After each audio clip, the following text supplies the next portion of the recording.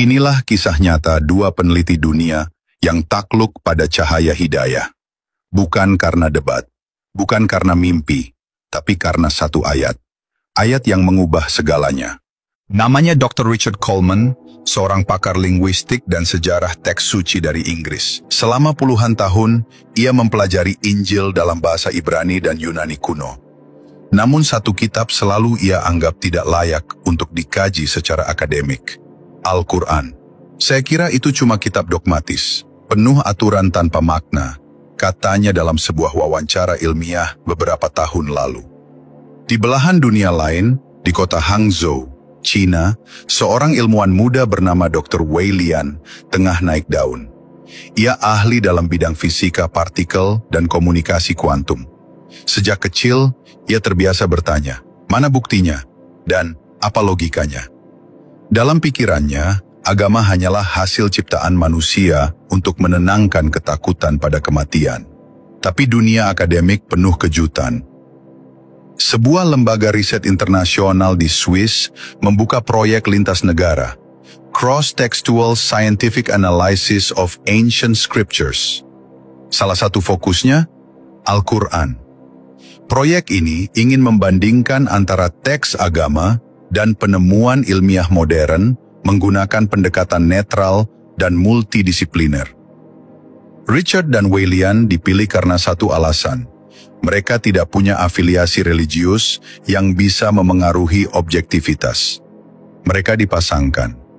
Saat pertama kali bertemu di Zurich, suasananya kaku.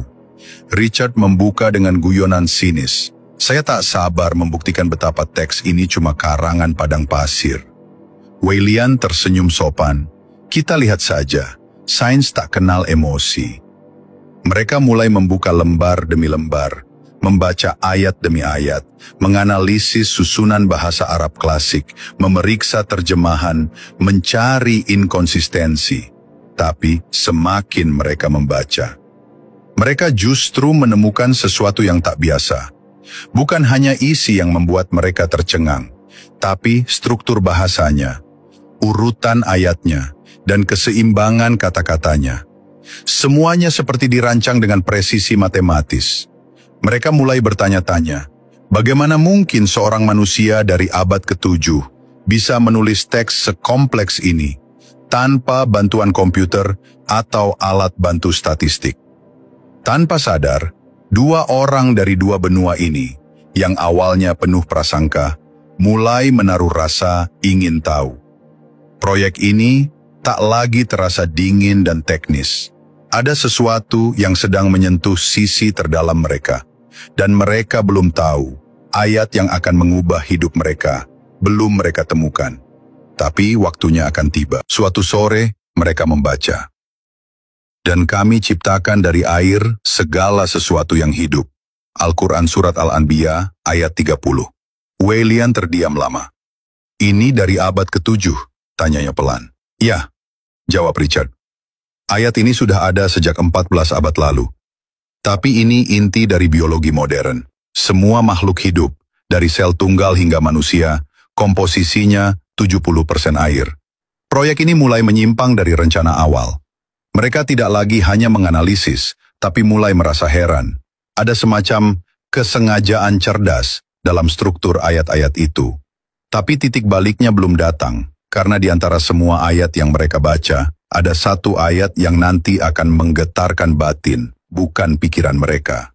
Namun untuk saat ini, keduanya masih memegang kendali logika. Mereka belum sadar bahwa proyek ini bukan hanya penelitian, tapi undangan lembut dari Tuhan yang sedang mengetuk pintu hati mereka. Perlahan, pasti. Suatu pagi yang mendung, Richard membuka lembaran tentang embriologi. Ia membacakan ayat yang membuatnya terdiam beberapa menit.